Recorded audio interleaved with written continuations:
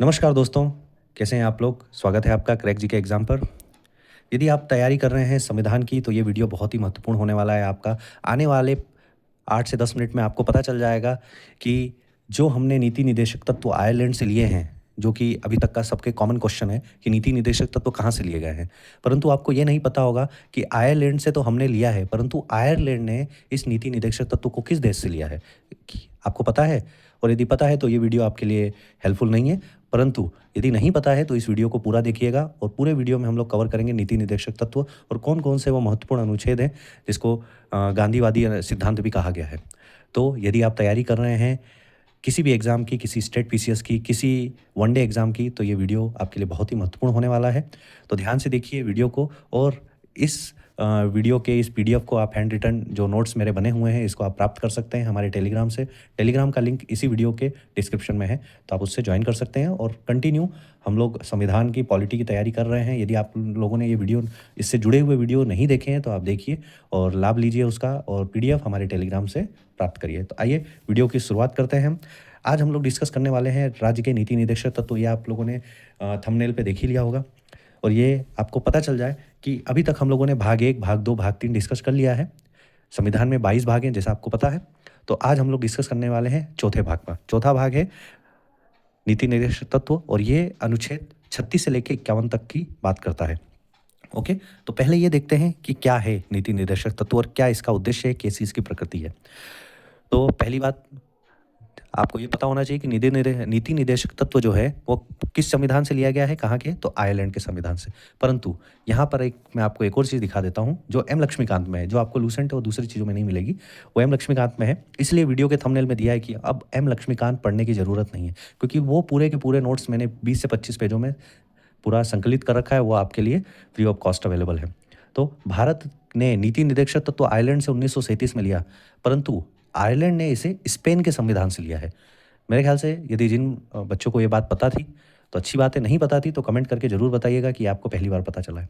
तो आयरलैंड ने इसको स्पेन से लिया है, ये प्रश्न आया हुआ है और ये उत्तराखंड या हरियाणा के पीसीएस के में प्रश्न आया हुआ है कि आयरलैंड ने जो नीति निर्देशक तत्व है वो किस देश से लिया है, तो वो कहाँ से लिया गया है? स्पेन से लिया गया है। ठीक, अब इसके उद्देश्य क्या है? तो इसका उद्देश्य है लोक कल्याण की अभिवृद्धि का प्रयास। किस उद्देश्य के लिए? लोक कल्याण की अभिवृद्धि के प्रयास के लिए इसका उद्देश्य है और इसकी प्रकृति क्या है? सकारात्मक व गैरवादी योग्य, अर्थात न्यायालय में यह परिवर्तनीय नहीं है। ठीक है, देखो इसे इसमें भी लिख रखा हूँ, इसे कोर्ट में चैलेंज नहीं किया जा सकता है। तो ये इसकी प्रकृति है। इसको लेके जैसे मौलिक अधिकार का संरक्षक कौन है? वो न्यायालय है, वो हमारा सुप्रीम कोर्ट है, हाई कोर्ट है, परंतु इसको लेके आप नहीं जा सकते हो कि आप इसको न्यायालय में इसको चैलेंज कर पाए। ठीक है, राज्यों को दिया गया निर्देश है ताकि विधि निर्माण में इन तत्वों को वो लागू करें। इसलिए ये सिर्फ एक निर्देश है कि राज्य अपने स्तर पे अपने राज्य के नागरिकों को ये हिदायत दे, ये निर्देश दे कि वो इन चीज़ों पे ध्यान दें और उसको अपने में अपने लोक निर्माण में या लोक कल्याणकारी चीज़ों में उसको समाकलित करें। ठीक है, तो इस तरीके से राज्य के जो नीति निर्देशक तत्व हैं ये, इसके बारे में हम लोगों ने जाना है। अब हम लोग उन अनुच्छेदों को देखते हैं कि किस तरीके से हम लोग वो अनुच्छेद याद कर सकते हैं और वो क्या-क्या अनुच्छेद हैं जो अ, हमारे नीति निर्देशक तत्वों में हैं। ठीक है, तो पहले मैं आपको एक छोटी सी ट्रिक बता देता हूँ कि मुझे ये ट्रिक यूट्यूब पे ही मिली थी जब मैं तैयारी कर रहा था। आपको भी ये ट्रिक हो सकता है हेल्पफुल हो, क्योंकि थोड़ा-सा ये ट्रिकी है, तो आप लोग थोड़ा-सा ध्यान दीजिएगा। इसमें जो जैसे आपको पता है कि 36 से लेके 51 तक नीति निर्देशक तत्व हैं, परंतु ये जो ट्रिक है ये 38 से लेके 51 तक है। ठीक है, तो एक बार पहले हम इसको थोड़ा-सा तेज़ी से देख लेंगे। इस ट्रिक में एक लाइन है, काने पंच से प्रश्न ना कर, शशि का जाप करुण सर करना शांति होगी। काने पंच से प्रश्न ना कर, शशि का जाप करुण सर करना शांति होगी।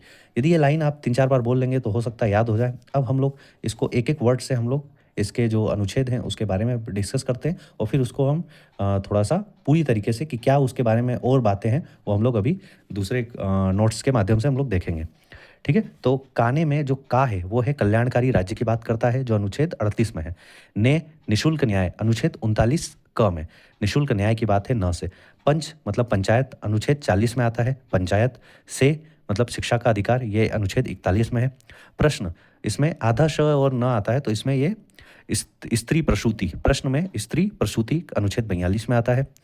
नाकर, नाकर में जो कर है वो है कर्मकार निर्वाह, ठीक है, तो ये अनुच्छेद 43 में आता है कर्मकार निर्वाह के बारे में। शशि का श जो है वो समान नागरिक संहिता की बात करता है, कॉमन सिविल कोड की, अनुच्छेद 44 के बारे में। अच्छा चलिए एक प्रश्न मैं आपसे पूछता हूँ कि प्रेजेंट टाइम में जब मैं वीडियो रिकॉर्ड कर रहा हूँ तो कौन सा ऐसा राज्य है, भारत का पहला राज्य है जिसने समान नागरिक संहिता लागू कर दी है? ठीक है, 2025 का मैं ये वीडियो रिकॉर्ड कर रहा हूँ नवंबर में, तो आप मुझे बताइएगा जब भी आप ये वीडियो देख रहे हैं कि कौन सा ऐसा राज्य है जिसने समान नागरिक संहिता लागू कर दी है। ठीक है, अब सी से वापस शिक्षा का अधिकार है, अनुच्छेद 45 में 6 वर्ष से कम बच्चों की शिक्षा का अधिकार है। का को हम छोड़ देंगे। जा मतलब जाति, SC ST के जो पिछड़े अनुसूचित जाति अनुसूचित जनजाति के जो लोग हैं उनको भी शिक्षा का अधिकार के बारे में बात किया है, जाति अनुच्छेद 46 में। प से पोषण, पोषण अनुच्छेद 47 में है।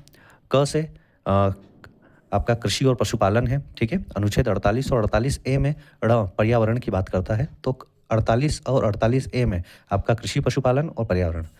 सर से अनुच्छेद 49 में स्मारक की बात करता है, स्मारक संरक्षण।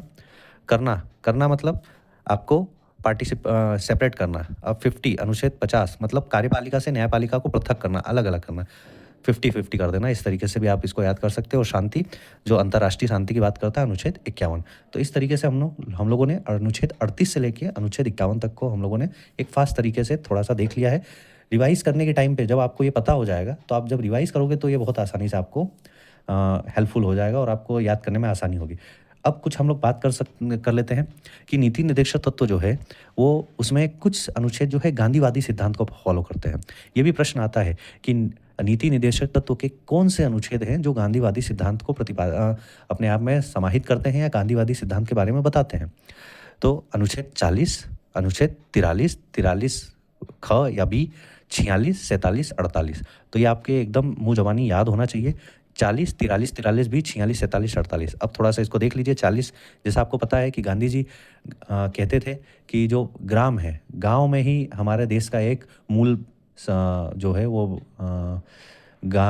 भारत के ग्राम में ही भारत के मूल विराजित रहते हैं या स्थापित रहते हैं। तो ये पंचायतों की बात करता है, अनुच्छेद 40। अनुच्छेद 43 जो है वो कर्मकार निर्वाह मतलब जो भी फैक्ट्री में काम कर रहा है, जो भी काम कर रहे हैं, उनके निर्वाह करने की भी जो जिम्मेदारी है वो राज्य की होती है। तो कर्मकार निर्वाह में अनुच्छेद 43, फिर 43 भी, 46 देखिए यहाँ पे अनुसूचित जाति और जनजाति की शिक्षा की बात करते हैं, 47 में पोषण की बात करते हैं और 48 में कृषि पशुपालन और पर्यावरण की बात करते हैं। तो ये गांधीवादी सिद्धांत को फॉलो करता है। ये प्रश्न आप एकदम दिमाग में रखिएगा कि गांधीवादी सिद्धांत पे कौन कौन से अनुच्छेद हैं। तो 40 अनुच्छेद, 43 भी, 46, 47, 48। ठीक है, अनुच्छेद 36 क्या है? तो अनुच्छेद 36 में राज्य की परिभाषा दी गई है। अनुच्छेद 37 जो गैरवाद योग्य है, मतलब इसमें जो बात की गई है उसको हम कहीं भी वाद नहीं कर सकते, उस पर वाद विवाद नहीं कर सकते और कोर्ट में चैलेंज नहीं किया जा सकता है। ठीक है, तो अब हम लोग इस पर देखते हैं कि नीति निर्देशक तत्वों में कौन कौन से अभी तक संविधान संशोधन हुए हैं। तो सबसे जो मेन संविधान संशोधन है जिसको लघु संविधान भी कहा गया था, 42वां संविधान संशोधन 1976 में। इसमें अनुच्छेद 39 क जोड़ा गया जिसके बारे में अभी हम लोगों ने डिस्कस किया, समान न्याय और निःशुल्क विधिक सहायता। अनुच्छेद 39 अपने आप में बहुत चीज़ें लेके चलता है, वो भी हम लोग अभी डिस्कस करेंगे यहाँ पर। परंतु ये देख लीजिए कि अनुच्छेद 42 संविधान संशोधन जो 42वां हुआ था उसमें कौन कौन से अनुच्छेद जोड़े गए थे। तो अनुच्छेद 39 क, अनुच्छेद 43 क, उद्योगों में प्रबंध के कर्मकारों का भाग लेना। ठीक है, तो ये भी देख लीजिए जो 43 क है जिसमें अभी गांधीवादी सिद्धांत में हम लोगों ने देखा था। 48 का पर्यावरण व संरक्षण व संवर्धन। ठीक है, ये तीनों जो हैं ये 42वें संविधान संशोधन में जोड़ा गया। फिर 86वां संविधान संशोधन 2002 में जोड़ा गया अनुच्छेद 45 में, जहां हम लोगों ने अभी शिक्षा की बात की थी। तो वही जो राज्य 6 वर्ष से कम आयु के बालकों के लिए प्रारंभिक बाल्यावस्था देखरेख और शिक्षा का प्रबंध करेगा।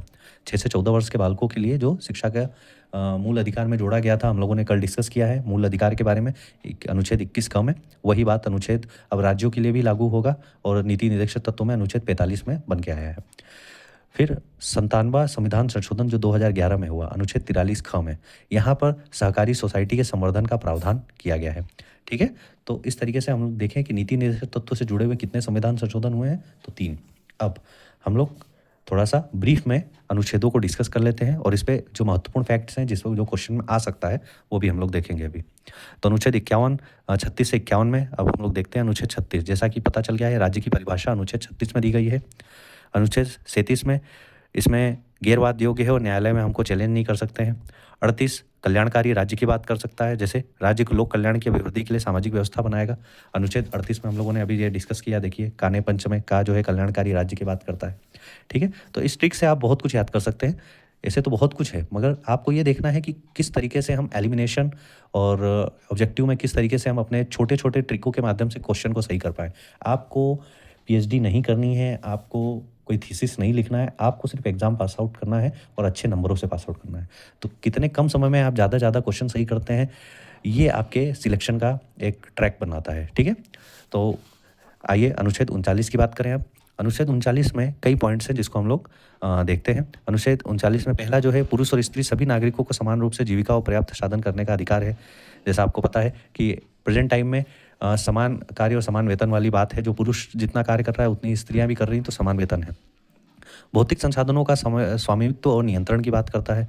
उत्पादन संसाधनों का सर्वसाधारण के लिए अहितकारी संकेंद्रण न हो। पुरुष और स्त्रियां दोनों को समान कार्य के लिए समान वेतन। कर्मकारों के स्वास्थ्य और शक्ति तथा बालकों की सुकुमार अवस्था का दुरुपयोग न हो।